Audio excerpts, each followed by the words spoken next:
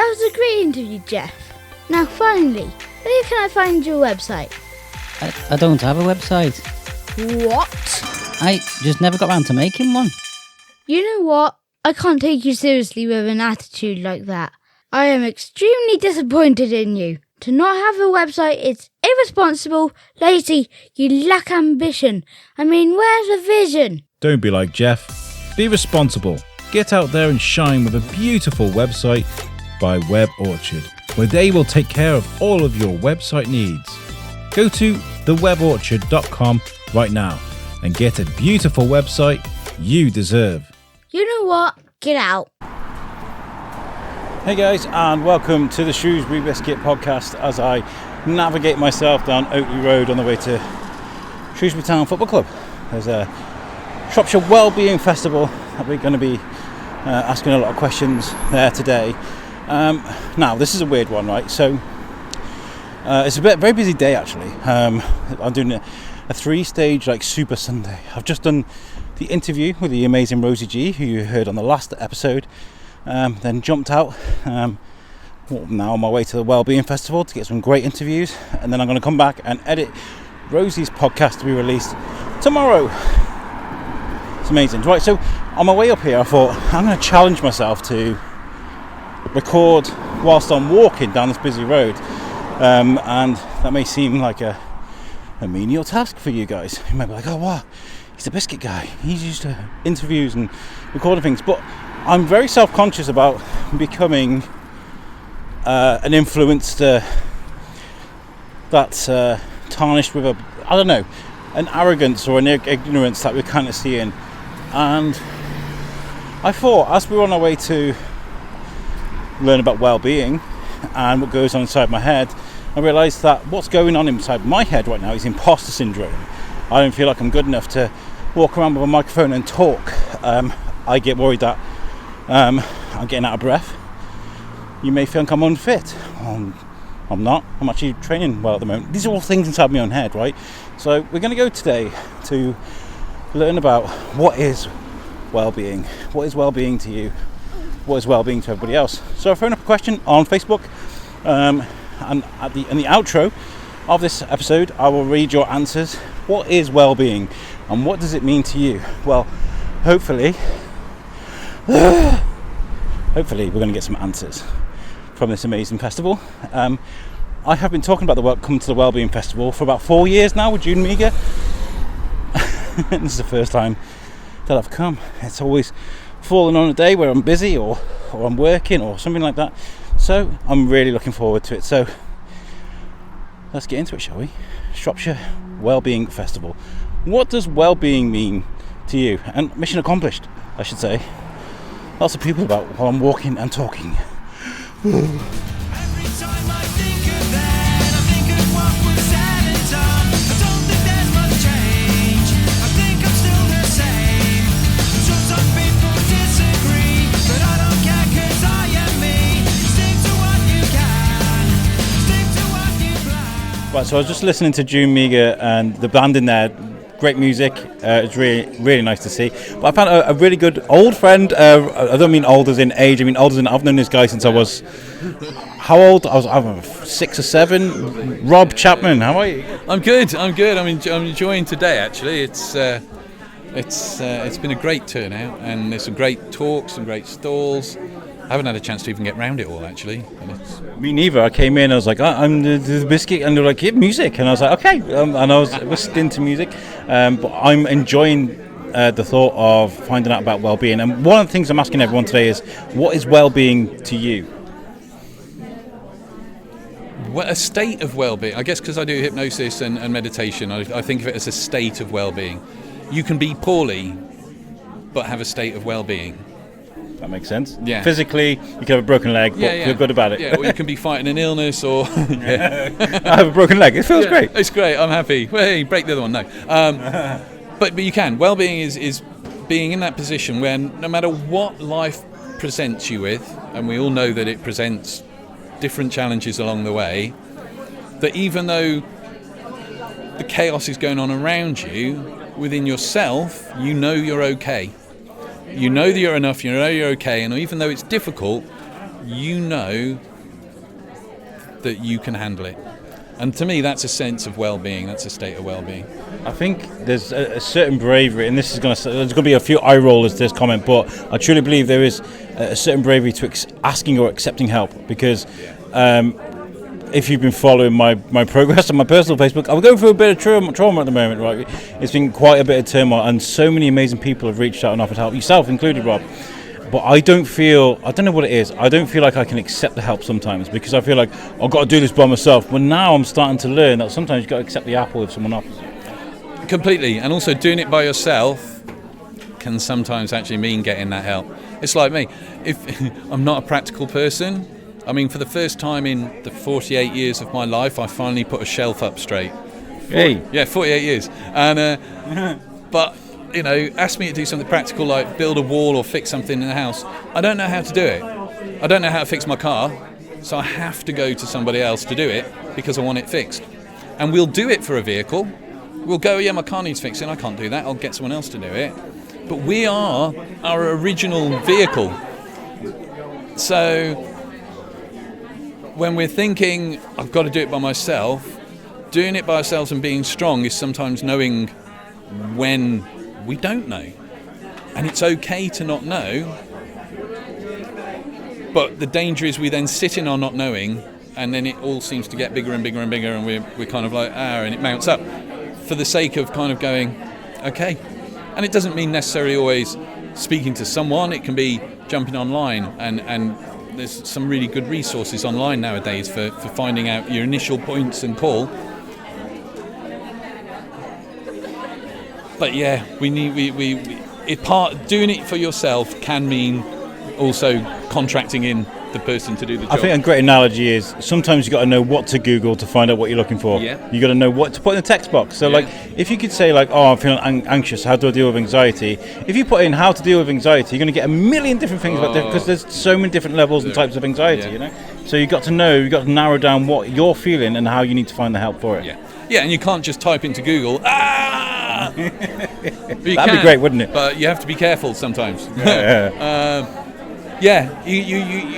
You do need to know, but that's why, again, it's good to just ask. And asking isn't, especially I think for guys especially, there can be this perception that asking is a sign of weakness, like I'm not being like man enough, I should be able to do it. And again, if you've got a problem, the quickest way to get it sorted, if you don't know how to, is to ask somebody that does. And if we take that kind of almost matter-of-fact approach to our own well-being, our own mental health, our own challenges, like, I don't know how to fix this, I'll find someone that does. It's really good. It's really good insight, because you mentioned guys. I'm a guy. my issue was like not being a burden on people. That was my biggest thing. It's not like I've always been open about my feelings. I've always been open about like my insecurities and stuff. But it's like I talk about it, but I wouldn't go and get the help. So it's like, if you've got a headache and you're doing paracetamol, take the paracetamol. Don't whine about having a headache because you haven't taken the paracetamol. Do you know what I mean? Yeah. So I realised I was damaging myself by but you must have a lot of people come to you with problems that need to be unwound, especially with hypnotherapy. Yeah. Well, one of the things that shifted for me is, well, there's a couple of things. One is I don't see people as being broken. I don't think people need fixing. I think people need help learning how to think about certain things in their lives better. Because if you change how you're thinking about a situation, it changes how you feel about it. So I worked with somebody who had a terrible traumatic experience about 10 years ago. They'd been in and out of therapy for 10 years, focusing on the problem, all the time focusing on the problem. So they got to the point they couldn't even visit the town where this problem had occurred. Well, all that 10 years hasn't helped. They really know where that problem came from. For me, and they can do their problem really well because they've rehearsed it now, but for me, why waste time going over and over a problem, especially when it's things you can't change? Why not go, okay, I feel crap right now. What do I need to do to feel better? And see that rather than a thing that needs fixing as a, what am I doing? How am I relating to my past that's causing me the pain? because it is us. We do cause, the event in the past is no longer happening. The only thing that keeps it alive is our thinking about it and how we're relating to that.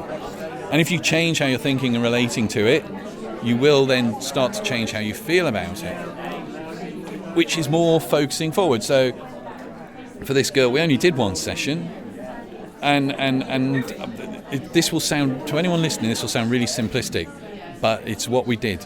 In that session, we got her to picture briefly the event and all the stuff, but then we switched from that to the feeling, and then we went from the feeling to what colour is it. So now we're creating a distance between the event and herself. It's a thing, not a... It's a thing. It's a thing. Give it a shape, it's now an object and a thing. Well, you can do things with objects and things. So then we just got her to keep pushing it outside of herself. Sometimes it was difficult. We spent an hour getting her to just push this, whatever shape, we'll say a triangle, red triangle, off into the distance. And obviously as things go further away, they get smaller. And then, so we get to the point, and the more she did it, the more she realised she can do it. And she kept pushing it until after about an hour, she popped it somewhere into the distance. And I literally said to her, now push it, that last bit, somewhere where it can no longer bother you. And that's what we spent an hour doing. By the end of that hour, she was like, ooh, a bit kind of, what have I just been doing? 5 days later, I got a message from her and a photo of her outside the house where the thing happened, saying, I don't like the fact it happened, but it's not bothering me now. That's incredible. And so, but that wasn't going over her past. That was going, okay, let's look at how you feel now, because that's the problem, how you're feeling now, and let's change how you feel now. And if you learn how to do that for yourself, it also empowers you rather than being reliant on therapists. Because I remember I trained as a counsellor years ago, and one of my, sounds crazy, it's almost the opposite of what you're saying, but one of my regrets almost was that I went for counselling. Because up until going for counselling, I was really good at sorting my own stuff out. And then I went to counselling, and all of a sudden, I seemed to have lost this ability. And I was always like, oh, I'm going to have to get some help. Which there's nothing wrong with, because I didn't know how to sort this stuff out. But what I like to do with the way I work is empower people, so they've then got the techniques, the methods. So they don't need, it sounds counterproductive, and as a business model, it's probably not great. I don't want people, my clients, to need me. I want them to come and see me, and in the future be empowered to not need me, but stay in touch. Tell their friends to come and see me. That's really cool. That's what I love about, I interviewed Climbing Out a while ago. We talk about, we can sit around and talk about our feelings, but we've got to learn how to kick it in the face. Metaphorically, we got to, let's go climb a mountain, or let's go and face our fears. Like in the case of your story, So there are so many ways we can learn how to recognise those fears, but you've got to learn how to tackle them. That's what you're saying. Yeah, and that's certainly kind of where the stuff I do now comes in. I do use hypnosis, I use NLP, I use meditation, but it's all about equipping people. Because let's face it, no one in school teaches us how to use our thoughts, how to use our thinking, how to work with our emotions. We're just taught how to remember stuff and tick boxes, Yeah. Whereas if we started teaching kids at an earlier age that actually sometimes things will happen and it might not feel nice, it might not be good, but here's how you can handle it. I mean, interestingly, talking about PTSD, with people who have PTSD, there's a large number of those people, if you ask them when they're having a flashback or they're connecting to it, where the image is that they're seeing or the movie that's playing in their mind of whatever it was that causes it, they will be in the thick of it. So for them, it's literally like it's happening again. It's the feelings there. Interestingly, people, and my partner's an example of this. She was an artist in Belfast, and she saw a guy being gunned down in the street during all the IRA troubles. And there was her and the person who she was working with at the time. Both of them witnessed it. Fee has always been, well, it wasn't nice, but it happened, and but this girl's always struggled with it. And when you speak to them, the difference is when Fee pictures it in her mind, it's happening over there, a little bit like the girl's red triangle. Yeah. And her friend, when you ask her about it, she's like, oh, she'll do this. She'll put her hands in front of her face and be like, oh no, it's right in front of me. but that's just how you're relating to it. So if you can start distancing yourself from the imagery, it's amazing how quickly the emotional impact starts to disappear as well. So It's incredible because, like, when I think about what I feel when I get those feelings of, oh my god, I'm panicking. I used to use box breathing usually, Yeah, but if there's a good way of like using something inside my mind to push that away, that's really good. I mean, like, I'd love to come and try out. Yeah, do it. Medita- Do it, like, Will. how do people, if anybody else has listened to this and wants to come and visit you and visit meditation, how would they get in touch with you? very simple. Website is www.theimeditateclub.co.uk. Brilliant. Rob Chapman, it's really nice to see you. Like I said, I've known this guy since about 6 or 7 years old. It's crazy because I hadn't seen you since then, and then we bumped into each other at a festival, and I was kind of like, you're like, you, and I was like, whoa! I remember. No, yeah. Anyway, nice to see you. Yeah, good to see you. So my name's Alex. I'm from the Shrewsbury Biscuit podcast. Would you like to introduce yourself? Yeah, my name's Keith Gullis, and I'm from Firewalking UK. I was drawn to you because I think there's something inside me that, I don't know, admires people that can do the firewalking thing, because mentally I feel like it's quite a challenge, right? Yeah, for most people it is the perception of it's a glowing hot coal, it's going to burn, and they are 500 to 600 degrees centigrade, so they're hot. Very hot. What I'm asking people today is a very simple question, and we'll elaborate on it. We're talking about well-being. This is the Wellbeing Festival. Yep. And we're asking everybody the same questions, like, what is well-being to you? Being comfortable within yourself and not feeling you have to explain yourself to anybody. If you're comfortable being you, that's it. That's wellness, because who else has a right to tell you you're not?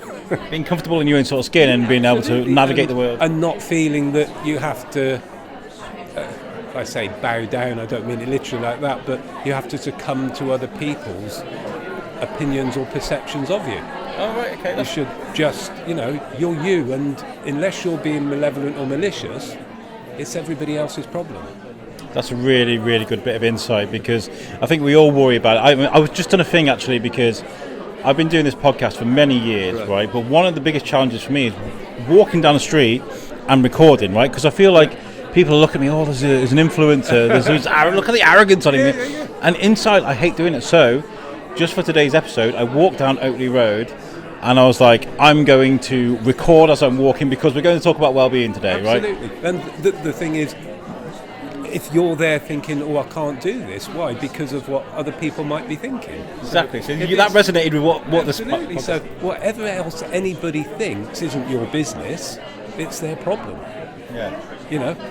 If something makes you mad, it's not that's the problem. It's you have to look within you to go, why am I mad at this? Why does that affect me? Why is it influencing me rather than making that the problem? Yeah.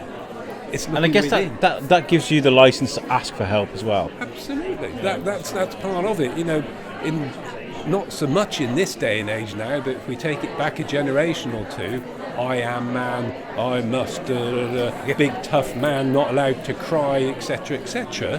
When, if crying is perceived a weakness, what's the strongest thing you can do? Is cry. Because if somebody else views it as a weakness, you're showing you've got the strength to show a weakness. So it's the strongest thing you can do is cry. But the perception is, no, I can't. Weirdly, that's why Kev Smith is one of my heroes, because he'll watch a movie review and he'll be like, it's so beautiful, man, and like, absolutely. I love that. Yeah, it's that open the emotion. If you don't let emotion flow, it stays within. Go at home, plug the top of your pressure cooker up and put it on the stove. What's going to happen to it? Yeah, it's going pop, to go isn't it? back, and it don't go pop with a smile on its face. No, so in the same, they're natural reactions, and we have to be in tune with them to let them flow. If we don't, all we're doing is containing, and that ramps things up until the dam bursts. And when we talk about like firewalking and like meditation and breathing and letting go, it is all connected, because you've got to say yes to the universe. You can do this. Absolutely. Everything, all these little bits that seem like they're different things to do, when you bring them all together, again, it's that thing of being with yourself. If you breathe, if you let the emotions go, if you don't let everybody else's opinion affect you, there's never a problem. We create our own problems by our own perceptions. Ooh, that person might be thinking this, or they're thinking that, or they might think. You don't know. Who cares anyway? Yeah. Yeah, exactly. Who cares? You know, We live this one life. Where does this start for you guys? Well, for you, particularly Firewalking UK. We're basically UK-wide into Europe, wherever we go, wherever people need us to go. Corporates, charities particularly, even private events, weddings, wakes, believe it or not, wherever people, either want to use it as a celebration, or more often as a challenge to, confront. And that's what I was going to say. Like a lot of us have generic. I have a very generic job by choice. I've gone from being 9.5 years being a support worker to purposefully getting a job in a factory where I can go do my job, come home, and have that peace of mind, right? But I chose that on purpose. But you don't have a generic job where you can go and type a day. You get to watch people fulfill their challenges, and that must be really rewarding to you. It's great because often we also like to consider ourselves, we're very empathic anyway, with both spiritual as well. So rather than it being this hype, there's always somebody within those environments that isn't comfortable with that hype.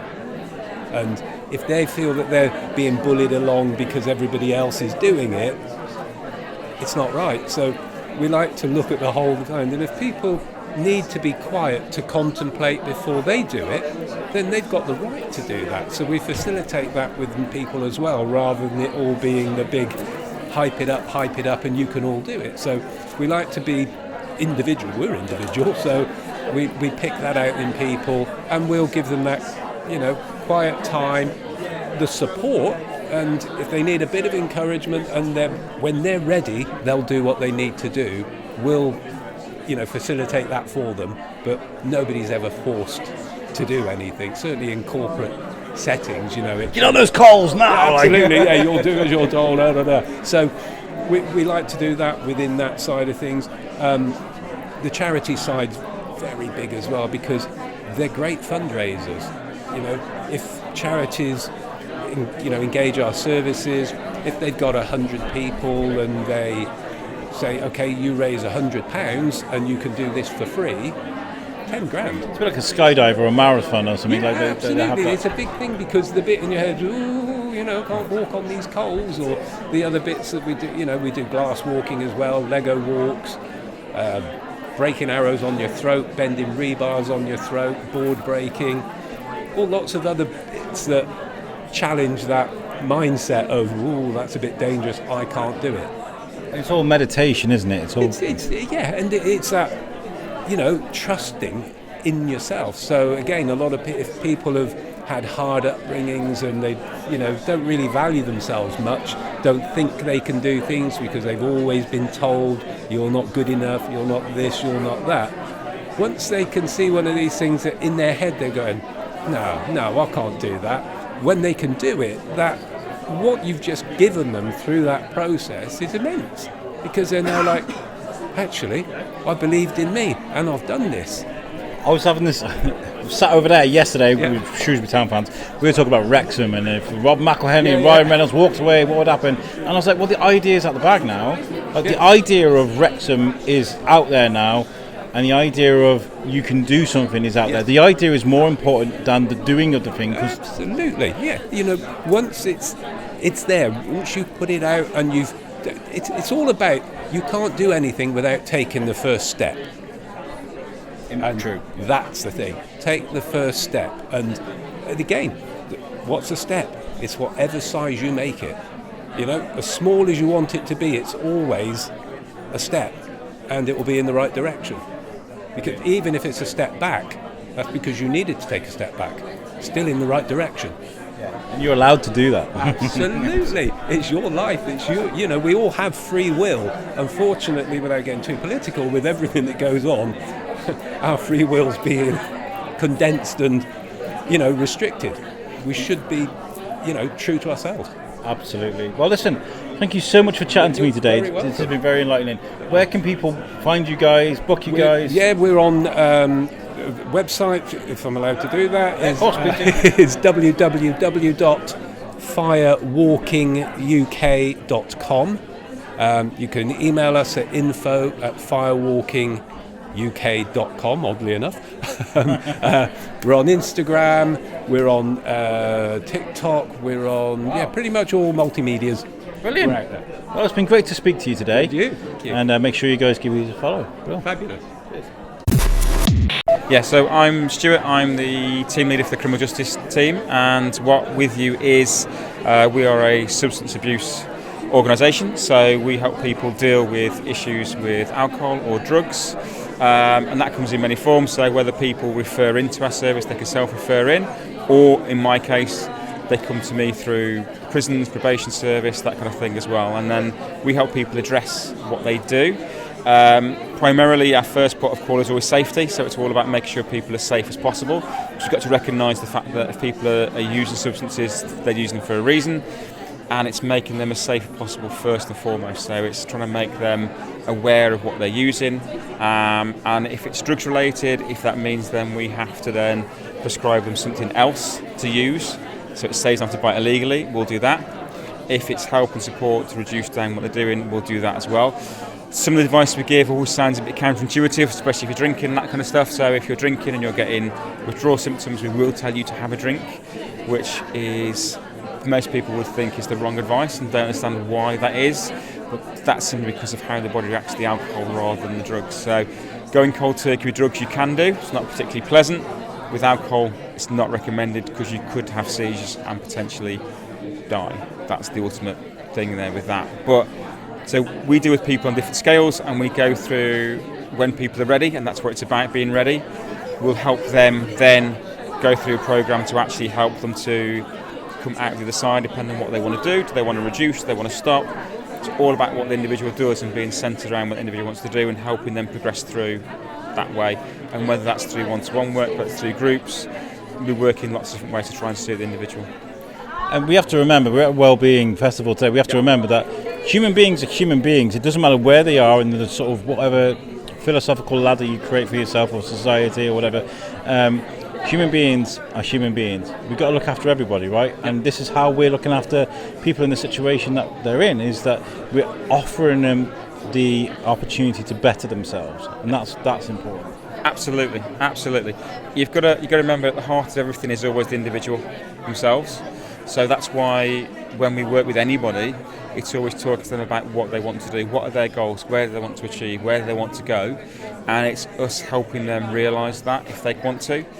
It's about giving them the tools to, mentally, tools to actually go out and change their life and make effective change to their life, because a lot of people that come into our service have made negative decisions in their life. And it's about helping them realise they've seen those negative decisions and actually changing them into more positive decisions, so they can, when they get to that crossroads, everybody's an adult. If they're going to go and do things after they've spoken to us, they're going to go and do things. It doesn't really matter what we say, it's all about that individual. So what we try and do is affect that individual to the point that when they go out that door and they get presented with that choice to have a drink, take a drug, whatever it might be, that actually they then know what the consequences are if they take that drug or have that drink, or equally what the consequences are if they don't.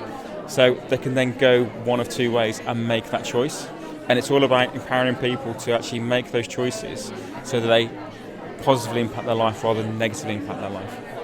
And what is it that are the biggest challenges for We Are With You at the moment? What is it that you need? What is it that you're struggling with at the moment that maybe people can help with?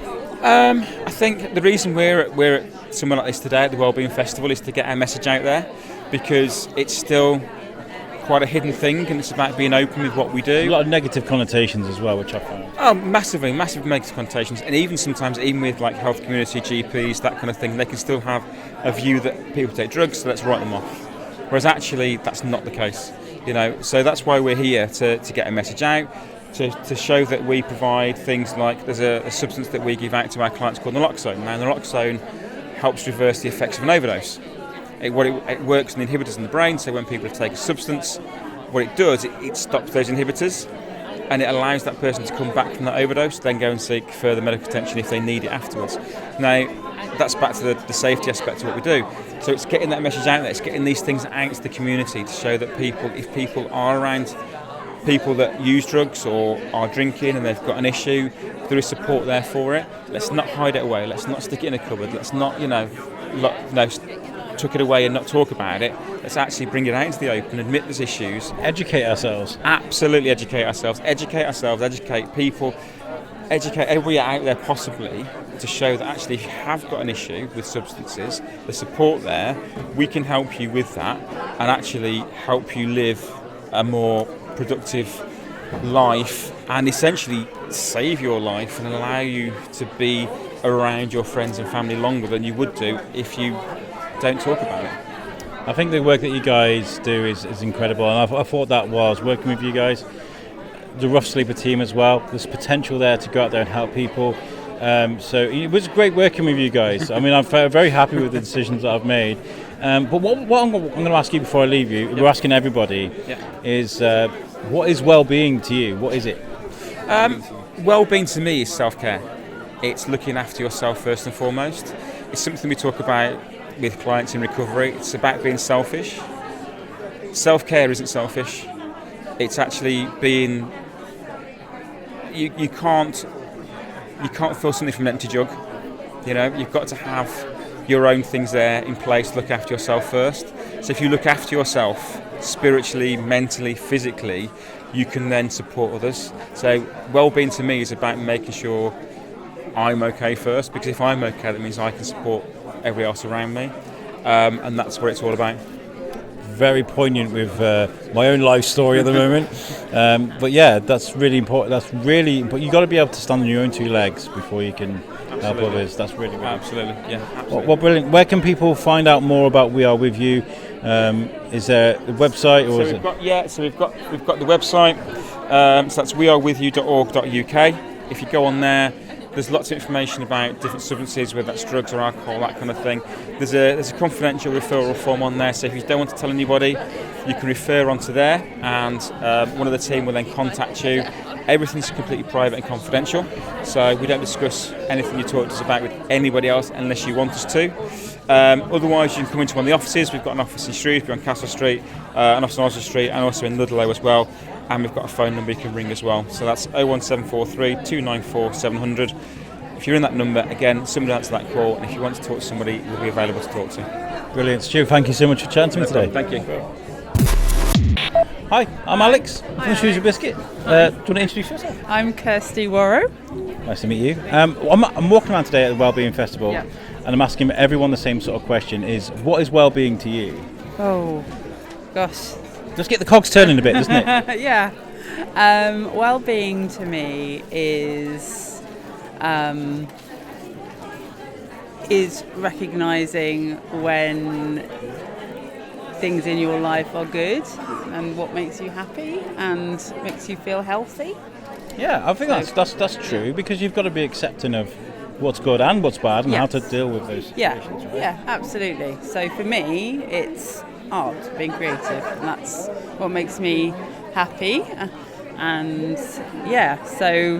being creative, I find with myself and a lot of musicians, writers that I've spoken to, is that it doesn't matter if you're angry, if you're sad, if you're feeling in a weak mental state, whatever it is, if you're putting that into art, what it is that you do, you can create something that's special, because whether it's anger, whether it's frustration, whether it's lust, whatever it is, that's passion, right? And it helps transform. Yeah, absolutely. And I think it's creativity in whatever way is, our way of processing those emotions and those experiences, and helping us reconcile what we can take out of negative experience in a positive way, the lessons we can learn. Perfect.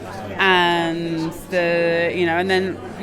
when we're celebrating something that we're really proud of or that is positive, there's just kind of recognising, this is, I'm happy now, I'm content right now doing this thing. So, yes, and I feel like living in the moment and being present is really important, because in my own life I've managed to just drive past the perfect. What is it? Where is it from? It says, isn't it weird how we don't realise we're in the good old days when we're in the good old days? Yeah. So I think that's something that I, particularly over the last few years, have, I think probably since the pandemic, is that is that recognition of trying to sort of pay attention and be in the moment when life is good, rather than retrospectively going, a week ago that was quite nice, wasn't it? Just trying to live in that moment and experience it as it happens, rather than a nice memory later. Talk us about your work today then, where this has come from. I'm a shamanic digital illustrator, printmaker and artist.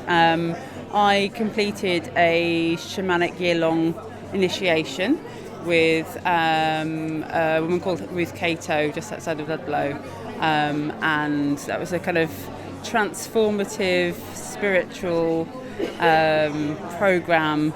And this is kind of what it like. I was, I've got a regular job, and I, as a child, I would love to draw and paint, and I'd kind of put that away as a grown-up. And doing this initiation basically kind of helped me realise that this is actually something that was missing from my life, something that was getting in the way of my well-being. Not doing it, not having that avenue. So I think from that point I've just given myself permission to do it as much as I want to do it, whenever I want to do it, and also the slightly scarier thing is just sharing it with people and kind of standing by the work and going, this is Wearing me. your heart on the sleeve. Yes. Please critique my work to my face. Exactly. And that's builds resilience. It's very nice. It's I really like your work. Thank you. It takes you on a journey. Yeah. I've got so many amazing artist friends, but they always talk about, one of the things they talk about is how your eyes move across a page. Yeah. And I feel like I'm looking at your work now, and it feels like you go on a proper journey when you're looking at your work. Yeah. Well, they're kind of, the processes are interesting. What I try and do is work quite intuitively, or sort of working with shamanic practices, which is things like drum journeys, and then going on like omen walks, so sort of going out into nature with a question and then seeing what I notice and what I'm drawn to, and then taking those back to my work. So I'm just watching the bonkers birds outside. Seems I sit here every weekend and they dart at you. Sorry, slightly off track. Nature. Yeah, exactly. So, and I just sort of see what I notice, and then kind of come back and put works together in different ways depending on what I feel like it needs.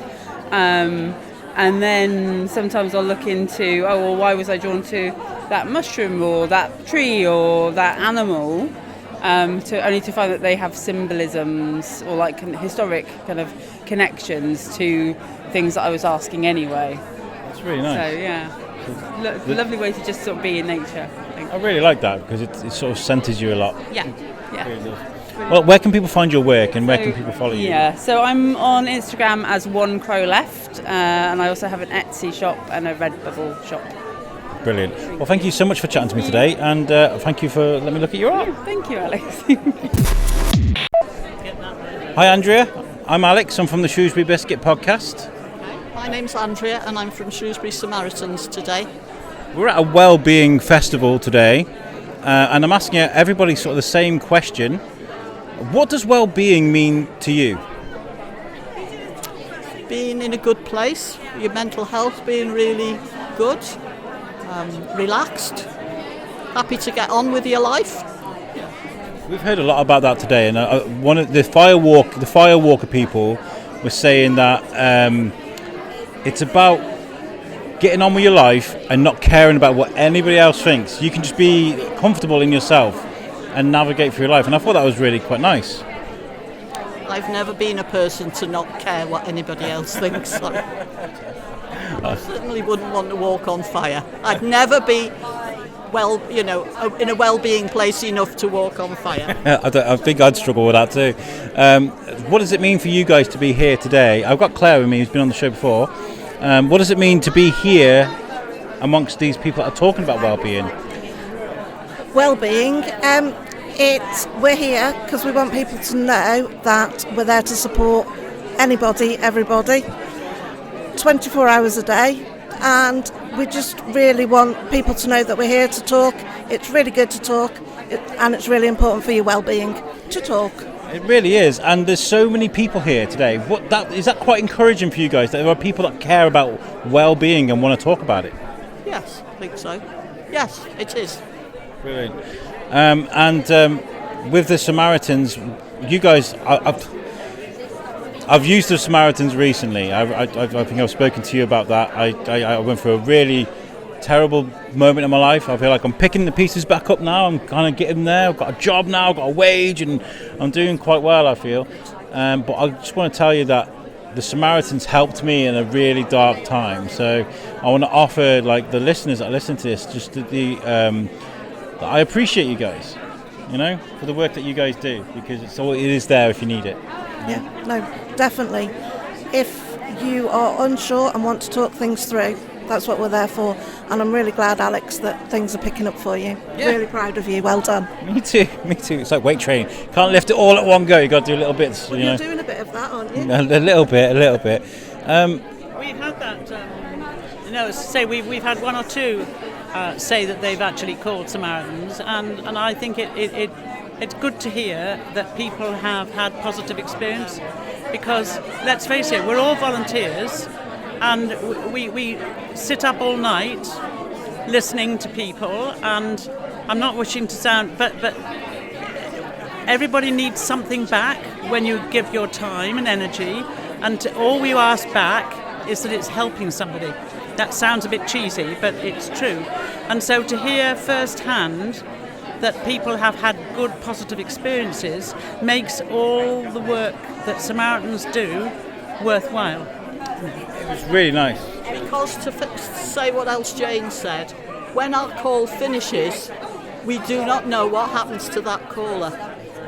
We speak to them for a certain amount of time, and when they're gone, and they never ring us again.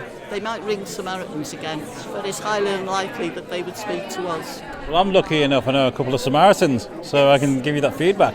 I use the text service because with the phone call, I didn't want to swear at someone and be rude to them. So I use the text service. Used to that.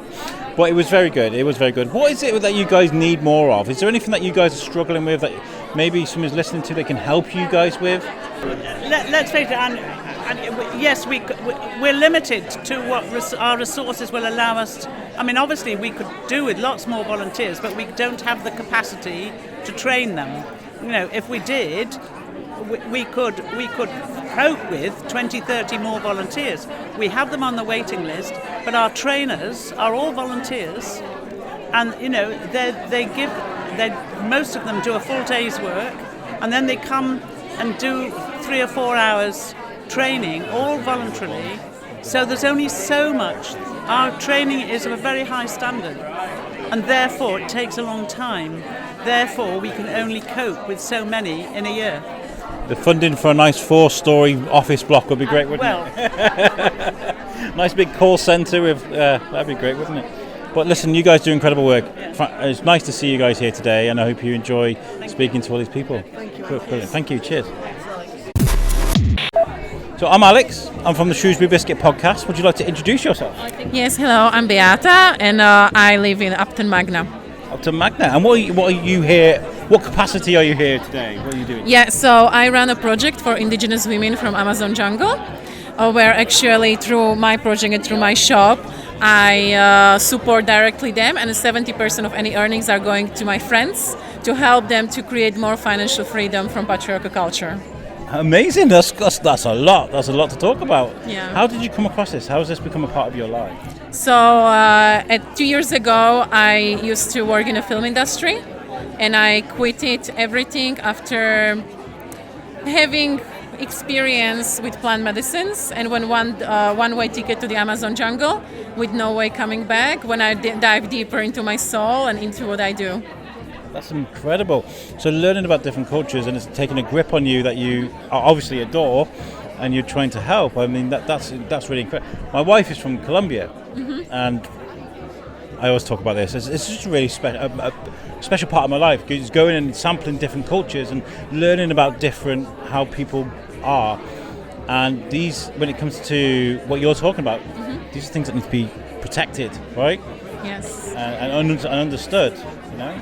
Yeah, especially for me, it's like protecting the nature and the Amazon jungle. Like Amazon forest, I receive a lot of healings and a lot of transmission into my own self-love. And in this way, I want to also give something back to the Mother Nature, and how we as the mothers, as the women, can help other women to have a bit more independency and have more their voices more heard, and really like coming from the place of heart instead of place of mind.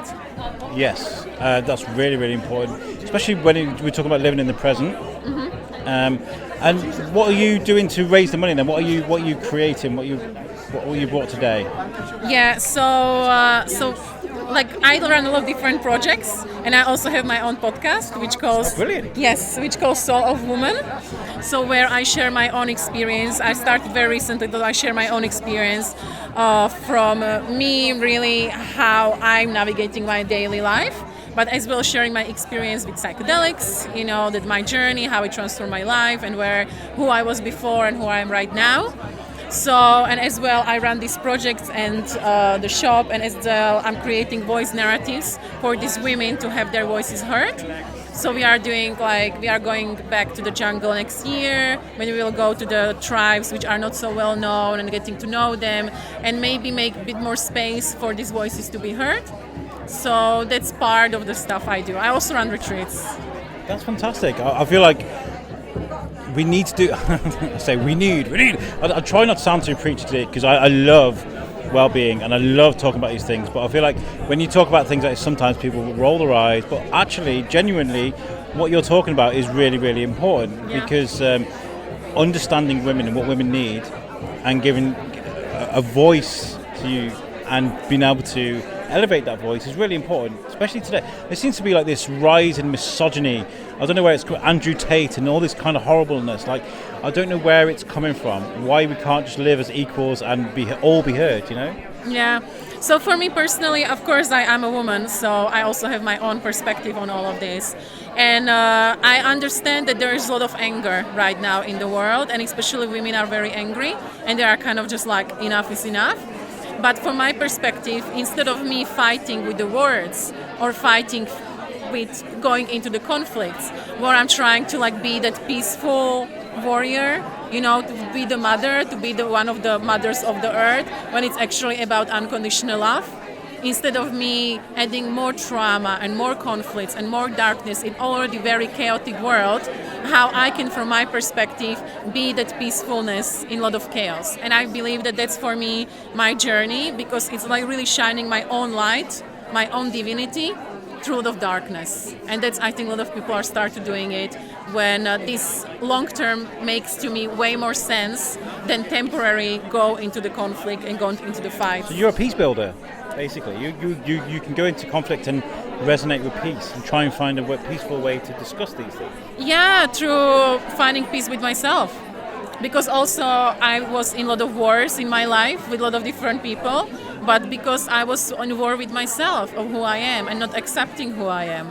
So for me, really going into my inner peace and really loving myself, and also loving parts of myself which I hate, and learning how I can like these parts of myself, slowly start to be transforming my reality, because I'm less reactive on the world around me and more responding. So instead of me reacting on situations, I can step back and think about it and then come from the place from the peace. But doesn't necessarily mean I'm always peaceful. That's not true, because I still am human. Yeah. And I still get angry. We've got to stand up for ourselves. And I still get pissed off. And so like really I'm practicing every day.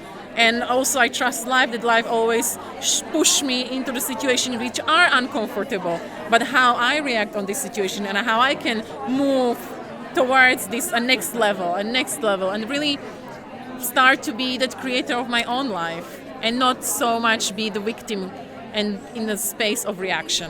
And when it comes to understanding yourself and listening to, because I'm going through a similar process of myself, and my anxieties and stuff. I was just walking and recording and talking, which sounds like stupid, but I don't like people seeing me recording. I've been doing this for years. I've been doing this for like since 2018. But like, I feel like taking small steps to understand yourself, or do you start big and go like, that's the big thing I need to understand? I mean, I'm quite extremist, and I can push myself into very uncomfortable situations, and I've done it a lot in my life because I'm from Slovakia, but I don't live there for 12 years. And in my life, I used to live in the Tibetan monastery in India. I used to be a tour guide in Turkey. I used to work in the film industry. I've done loads of different things, and each time I was more kind of like, oh, let's just jump and let's just see what's going to happen. My mature self now is more aware. It's like my mature self is more calm. It's not like, oh yeah, I'll just pack everything and I'll just go.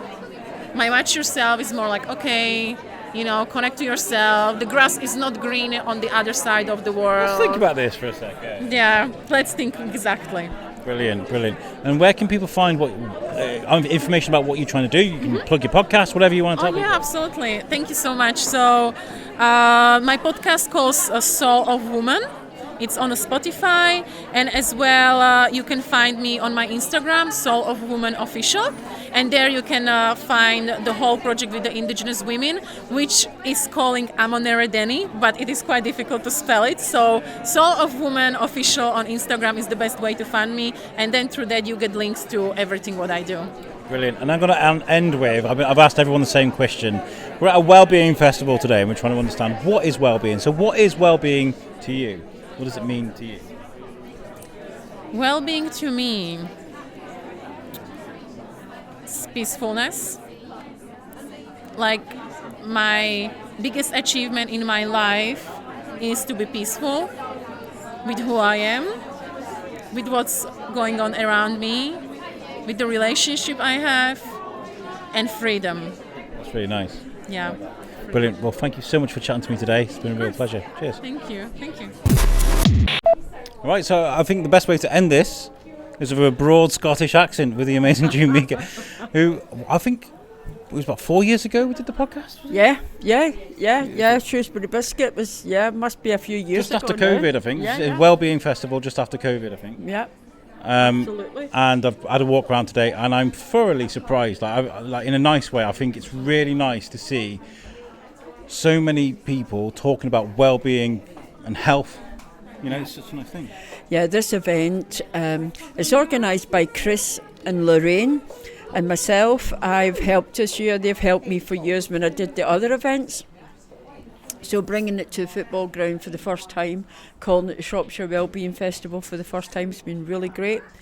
Lots of great exhibitors today from both conventional medicine and from the holistic side. So a lot of integration.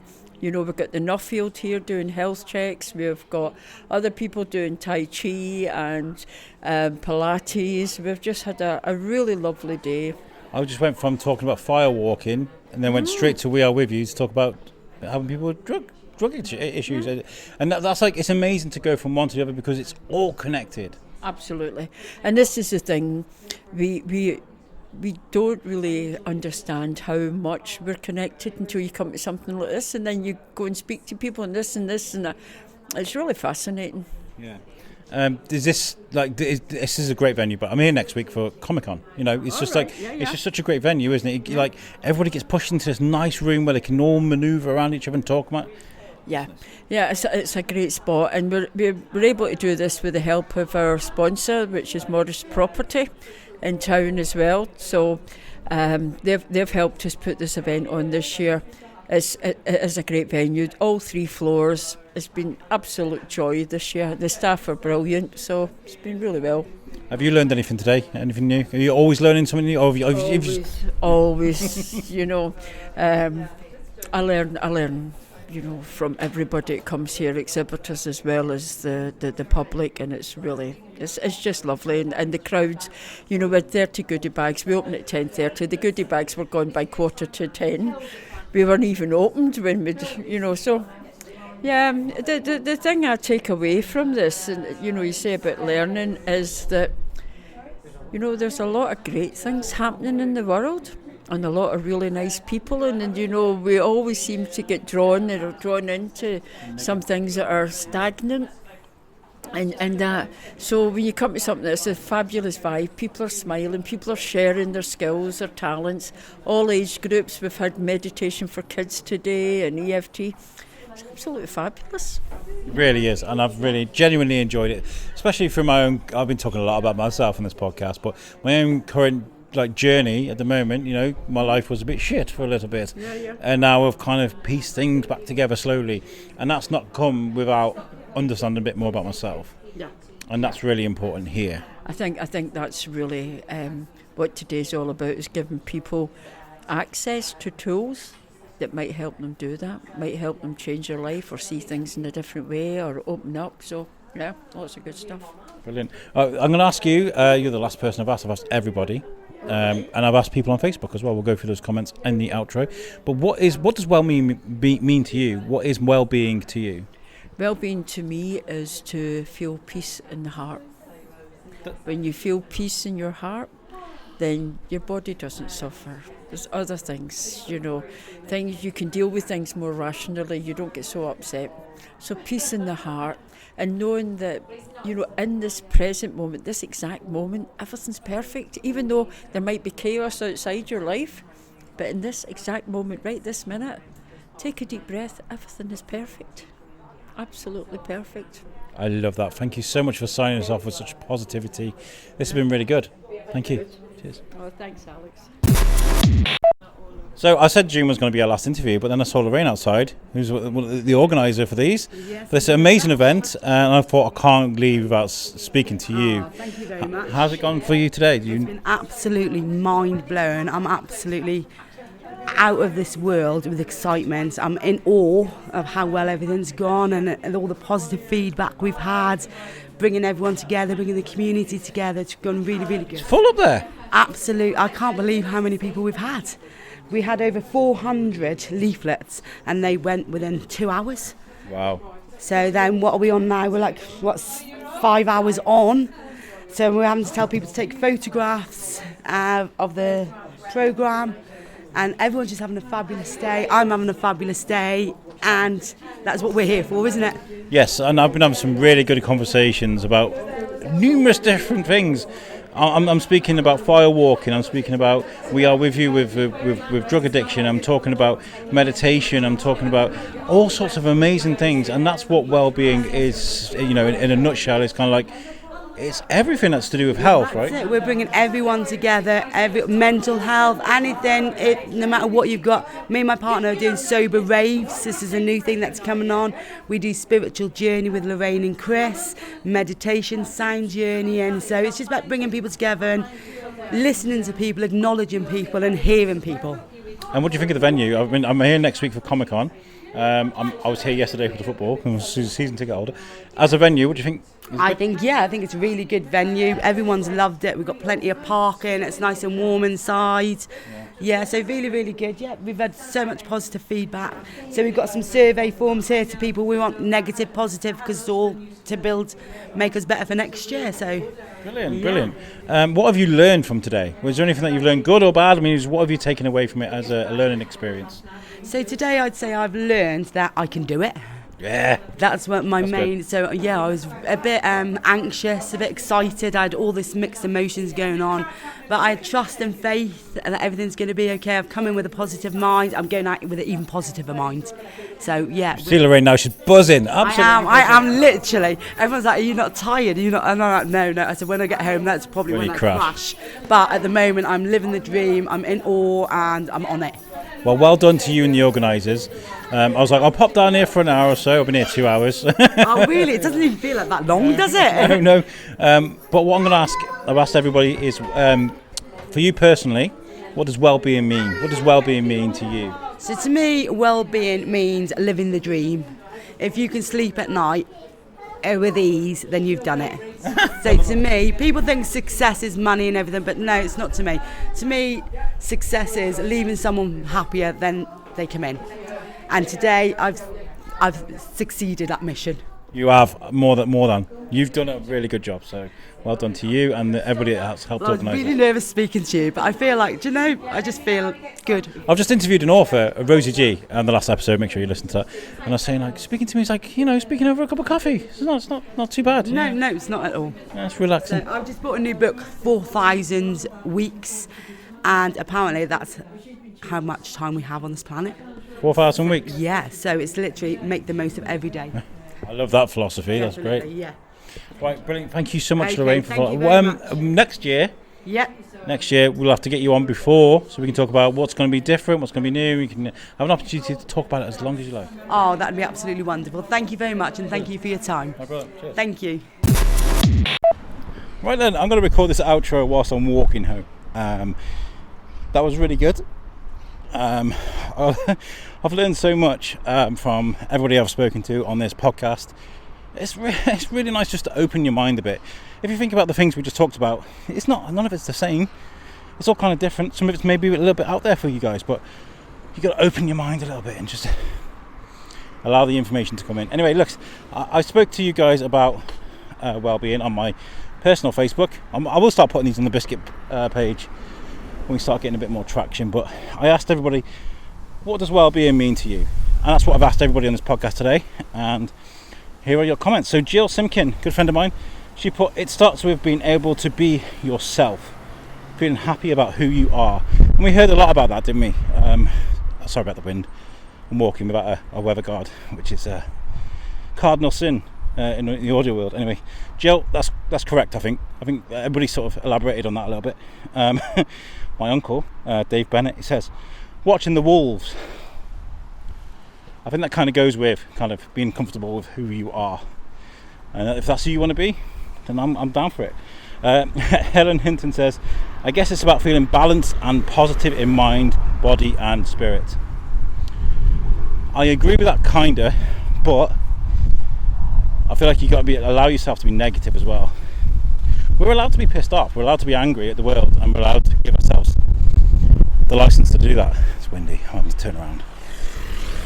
So balance is, I suppose, comes with the negativity. So yeah, I kind of agree. Sarah Appleby put, I'm walking really fast because of the wind, and I don't want it to rain on my microphone either. This is hilarious. Well-being is, as from Sarah Appleby, she put, well-being is self-care, making sure you are taking care of yourself holistically, physical health, mental health, having connections with others, having time to yourself, making sure the environment which you live in is one that helps you to sustain and thrive. Well-being is giving to yourself so then you can give to others. Yeah, I like that. Homeostasis, being comfortable where you live. Amy Toohey, a big shout out to Amy. Hope you're doing well, mate. And she put, I've realised over the last few years that well-being doesn't appear on a tape measure. It isn't always. It isn't displayed on weighing scales. It comes by working in your inner glow, choosing happiness, finding peaceful pockets in your day, and being really battling with this wind. And being grateful for all that you have and not being weighed down by what you haven't got. I journal every single day, writing down what has gone right with my day, the little things I would like to happen the next day, things that have made me smile, and also many, many doodles inside those pages, because sometimes the doodle time helps to wipe away the negatives. I like that. I'm passionate about journaling, and I've helped lots of friends start their own, as it helps so much. Who doesn't love stationery? Yeah, this is one thing that Amy used to talk to me about, is journaling. It's one thing I've always said I was going to do, but I never have done. I picture myself never having the time, you know. I'm a busy guy, so maybe if we make the time, we can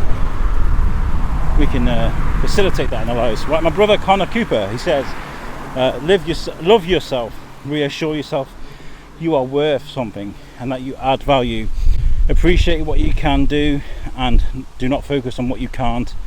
Help others like you would like to if the roles were reversed. Empathy is really important. Be yourself and allow it to flourish. Take criticism so long as it's constructive and not aggro. Be kind to your body and know when you need something. Do not contradict your own needs. Nice loud motorbike there. Do not contradict your own needs when it is at its breaking point. So I'm trying to read while I walk. Long story, short survive. Yeah, I like that, Connor. It's really, really good. I love your comments, guys. They mean a lot. I've loved everything I've learned today, because it's really important for me to do these podcasts and not sound like I'm preaching, because it's not. I just feel like the more I repeat these things, the more it makes sense to me. And if I can help one or two people with this podcast, with what I'm talking about, then I feel like I've achieved something. But for me, well-being is recording a podcast whilst walking down a busy road and not really giving a shit about what people think. Thanks for listening, guys. Catch you on the next one. Peace out. Every time I